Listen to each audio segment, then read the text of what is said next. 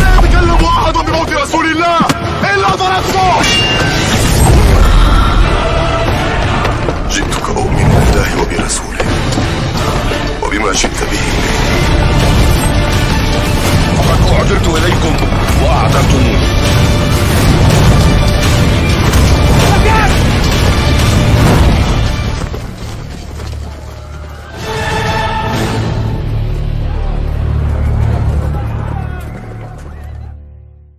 Mari sama-sama kita untuk mengucapkan kalimat tahmid alhamdulillahi rabbil alamin sebagai kalimat yang menghantarkan kita kepada Allah. Sekaligus kalimat tahmid ini merasakan nikmat yang amat besar yang diberikan Allah kepada kita. Pada siang hari ini kita diberikan Allah nikmat hidup. Kita masih hidup, kita masih diberikan kesehatan, kita masih diberikan keimanan, kita masih diberikan masa dan waktu, dan semua ini suatu saat akan dicabut Allah. Maka segala lagi nikmat hidup diberikan Allah kepada kita, kita pergunakan nikmat hidup ini dengan sebaik mungkin. Selagi badan kita masih diizinkan Allah mendapatkan nikmat sehat, maka kita gunakan nikmat sehat itu sebaik mungkin. Selagi Allah masih memberikan kita keimanan yang kuat, maka pertahankan iman itu dengan sebaik mungkin. Dan selagi kita diberikan masa dan waktu, maka gunakan masa waktu itu untuk menghambakan diri kita di hadapan Allah Subhanahu wa ta'ala. Mudah-mudahan kita yang hadir pada siang hari ini adalah golongan hamba-hamba yang mensyukuri nikmat Allah Subhanahu wa ta'ala. Amin ya rabbal alamin. Bersalawat kita kepada baginda Rasulullah sallallahu alaihi wasallam. Allahumma salli ala Muhammad wa ala ali Muhammad. Assalamu alayka ya Rasulullah. Mudah-mudahan kita istiqamah dalam mengikuti risalah Nabi Muhammad sallallahu alaihi wasallam, menjadikan beliau sebagai uswah kita, sebagai teladan hidup kita, menteladani beliau, mencintai beliau Nabi Muhammad sallallahu alaihi wasallam, dan mudah-mudahan kita mendapatkan syafaatnya di yaumul qiyamah. Amin ya rabbal alamin. Bapak-bapak dan ibu-ibu, kaum muslimin dan kaum muslimat, jamaah salat fardu zuhur rahimakumullah. Kajian zuhur kita pada siang hari ini adalah lanjutan daripada kajian zuhur kita sebelumnya, bahwa beberapa minggu yang lalu kita telah menguraikan ada satu doa yang dibaca oleh Rasulullah sallallahu alaihi wasallam di akhir daripada salat beliau sebelum beliau mengucapkan salam. Adapun isi doa itu adalah perlindungan kita kepada Allah dari 4 perkara. Allahumma inni a'udzu bika min adzabil qabr wa min adzabin nar wa min fitnatil mahya wal mamat wa min fitnatil masiihid dajjal. Ya Allah, sesungguhnya aku berlindung kepadamu dari segala azab kubur. Ya Allah, sesungguhnya aku berlindung kepadamu daripada azab api neraka. Ya Allah, sesungguhnya aku berlindung kepadamu daripada fitnah kehidupan dan kematian. Dan sesungguhnya aku berlindung kepadamu daripada fitnah Dajjal laknatullah alaih. Tentang azab kubur sudah kita bahas pada pertemuan sebelumnya. Pada kuliah zuhur siang hari ini kita akan membahas poin yang kedua, adalah wa'udzu bika min adzabin nar. Ya Allah, aku berlindung kepadamu daripada azab api neraka. Kaum muslimin dan kaum muslimat, jamaat salat fardu zuhur rahimakumullah. Di dalam Al-Quran ada beberapa nama-nama neraka yang disebutkan Allah Subhanahu wa ta'ala, berikut dengan siksaan-siksaannya dan orang-orang yang akan dimasukkan ke dalam neraka itu. Maka pada pertemuan siang hari ini, satu neraka akan kita kupas, yaitu neraka Saqar. Saudara-saudaraku kaum muslimin, jamaah salat fardu zuhur rahimakumullah, berbicara tentang neraka Saqar ini Bapak Ibu rahimakumullah, maka landasan dalil yang akan kita angkat adalah Quran surah Al-Mudaththir pada ayat yang ke-26, 27, 28, 29 dan ayat 30. Allah Subhanahu wa taala berfirman, A'udzu billahi minasyaitonir rajim. Sa'uslihi saqar. Kelak mereka, kata Allah, akan dimasukkan ke dalam neraka saqar. Wa ma adraka ma saqar. Dan apakah kamu tahu apa neraka saqar itu? Allah bertanya, bukan Allah tidak tahu. Tapi kenapa Allah bertanya, apakah kamu tahu apa neraka saqar itu?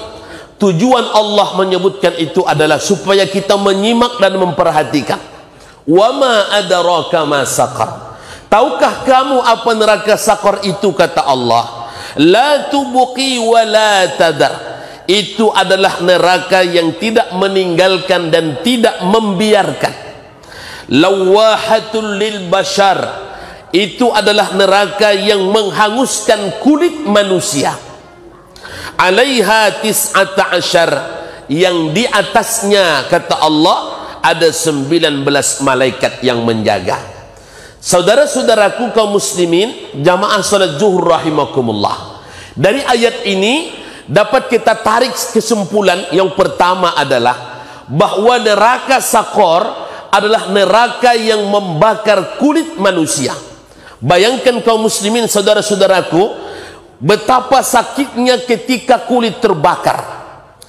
Dan setiap orang yang merasakan ketika kulitnya terbakar, ketika kita bertanya kepadanya, bagaimana rasanya kita ke kulit terbakar? Rupanya orang yang mengalami ketika kulitnya terbakar, itu rasa sakit yang tak dapat dibayangkan, rasa sakit yang tak dapat diungkapkan. Begitu dahsyatnya sakitnya ketika kulit terbakar, sampai kemudian tak dapat diungkapkan lewat kata-kata, tak dapat dilukiskan lewat kalimat-kalimat, hanya dapat dirasakan oleh orang yang merasakannya.